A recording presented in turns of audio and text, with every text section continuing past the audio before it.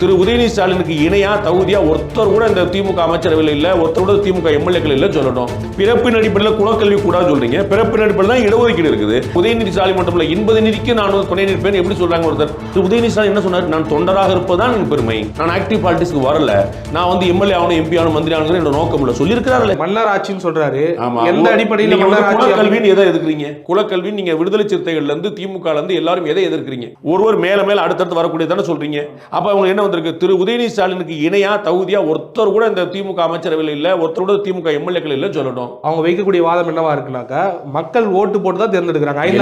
மக்கள் ஓட்டு போட்டு தான் தேர்ந்தெடுக்கிறாங்க. ராகுல் காந்தி மக்கள் தேர்ந்தெடுத்தாங்க, இப்ப வந்து பிரியங்கா காந்தி தேர்ந்தெடுத்தாங்க, எல்லாரும் மக்கள் தேர்ந்தாங்க. இல்லன்னு சொல்லியே நான் வாரிசு அரசியல் பத்தி என்ன பேசியிருக்கேன் நீங்க கவனிச்சுக்கோங்க. எனக்கு வந்து எந்த குழப்பமும் இல்லை, இது திணிப்புனா ஒத்துக்க மாட்டேன். ஆனால் பிறப்பின் அடிப்படையில் கூடாதுன்னு சொல்லி நம்ம சொல்றோம். இதான ஒரு தத்துவம். பிறப்பின் அடிப்படையில் குலக்கல்வி கூடாதுன்னு சொல்றீங்க. பிறப்பின் அடிப்படையில் தான் இடஒதுக்கீடு இருக்குது.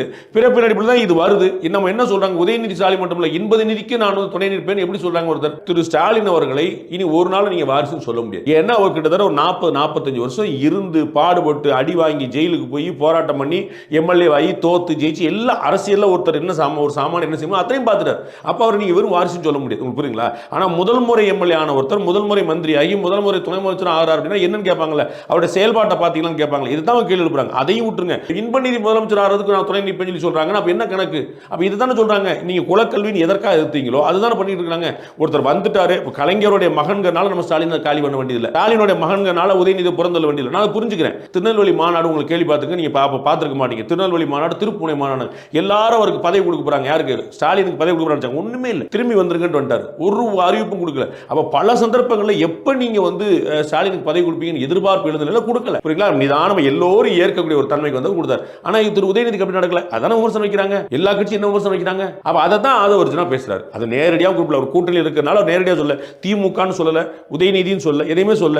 அவர் வந்து பிறப்பின் அடிப்படையில் மன்னராட்சி நடப்பதை ஏற்க மாட்டோம், அதைத்தானே எதிர்த்துட்டு வந்தோம். நம்ம கேட்கிறோம். திரு ஆதவர்ஜுனா சொல்றது வாய்ப்புகளை நீங்க என்ன கொடுக்குறீங்கன்னு கேட்கிறேன். திரு உதயநிதி ஸ்டாலின் இதே மாதிரி கீழே நின்று களப்பணி ஆற்றி இறங்கி போராடி சண்டை போட்டு வந்து எல்லாம் பண்ணியிருந்தாருன்னா யாருமே, நான் சொன்னேன் திரு ஸ்டாலினே நீங்க வாரிசு பட்டியல கொண்டு வர முடியாது நான் சொல்றேன்.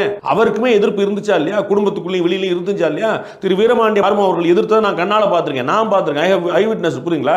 நிறைய வரலாறு இருக்கு. அப்படி எல்லா எதிர்ப்புகளையும் தாண்டி எல்லோரும் ஏற்கப்படக்கூடிய தலைவராக மாறி இருக்கிறாரு திரு உதயநிதி ஸ்டாலினுக்கு. அந்த கதையால் நான் கேட்கிறேன். அவருடைய ஏன் இந்த விஷயத்தை சொல்றாரு பிறப்பின், ஏன் அவர் ஸ்டாலின் சொல்ல மாட்டாரு? ஏன் திரு உதயநிதி குறிப்பிடுறாரு? நீங்க புரிஞ்சுக்கணும். அப்ப நீங்க வந்து நீங்க போராடி அவங்க திரு உதயநிதி ஸ்டாலின் என்ன சொன்னாரு? நான் தொண்டராக இருப்பதுதான் என் பெருமை, நான் ஆக்டிவ் பாலிடிக்ஸ்க்கு வரல, நான் வந்து எம்எல்ஏ ஆகணும், எம்பி ஆகணும், மந்திரி ஆகணும் என்னோட நோக்கம் இல்லை சொல்லி இருக்கிறாரு. ஸ்டேட்மெண்ட்ஸ் இருக்காரு. நீங்க வந்து சோசியல் மீடியா இராதானது. இது வந்து இப்போ 1937 வரலாறு எங்க சார் போய் இப்போ 4 வருஷம் முன்னாடி வந்தது. நீ கேட்டு பாருங்க. அவர் இல்லை இல்லை இல்லைன்னு சொல்லி நீங்க என்ன பண்ணீங்க? இன்னைக்கு முதலமைச்சர் நிதி யார்கிட்ட கொடுக்கப்படுது? அப்ப நீங்க வந்து அந்த இடத்துல நகர்ந்து வைக்கிறீங்க. அப்பதான் கேட்கிறேன், என்ன சார் மொத்தமா 3 வருஷம் தான் ஆச்சு, நீங்க இப்பதான் ஃபர்ஸ்ட் எம்எல்ஏ இருக்கீங்க, அதுக்குள்ள மந்திரி ஆயிட்டீங்க, அதுக்குள்ள வந்து துணை முதலமைச்சர் ஆகிறீங்க. ஒரு இயல்பான கேள்வி தானே. மன்னர் ஆட்சி அப்படிங்கிறது ஒழிக்கப்பட வேண்டியது இல்ல. மன்னர்களை நாம் பெருமிதம் கொள்றோம். It is pride of India. இந்தியர்களுடைய பெருமை, தமிழர்களுடைய பெருமை இந்த மன்னர்கள் எல்லாரும். இப்ப ஏன் மன்னராட்சி வேண்டான்றீங்கன்னா என்ன கணக்குன்னு? அந்த மன்னராட்சியில் என்ன நடந்தது? ராஜராஜனின் மகன் ராஜேந்திரன் அவன் ஆட்சிக்கு வந்துருவான், பின்னாடி குலோத்துங்கன் வரைக்கும் எல்லாருமே ஆட்சிக்கு வந்துருவான், அவருடைய பையன் ஆட்சிக்கு வந்துருவாங்க தான் இருந்துச்சு. அப்ப இந்த சிஸ்டம் தான் இங்க கேள்விக்குள்ளாக்கப்படுது. என்ன சார் மன்னராட்சி மாதிரியே இன்னவருடைய பையன் இருக்கா இங்க வந்துடுறீங்க, ராஜராஜ சோழன் ஏன் வந்தான் அப்படின்னு யாருமே கேள்வி எழுப்புறது இல்லை. சரிங்களா? சுந்தர சோழனுடைய பையன் வந்துருவான்.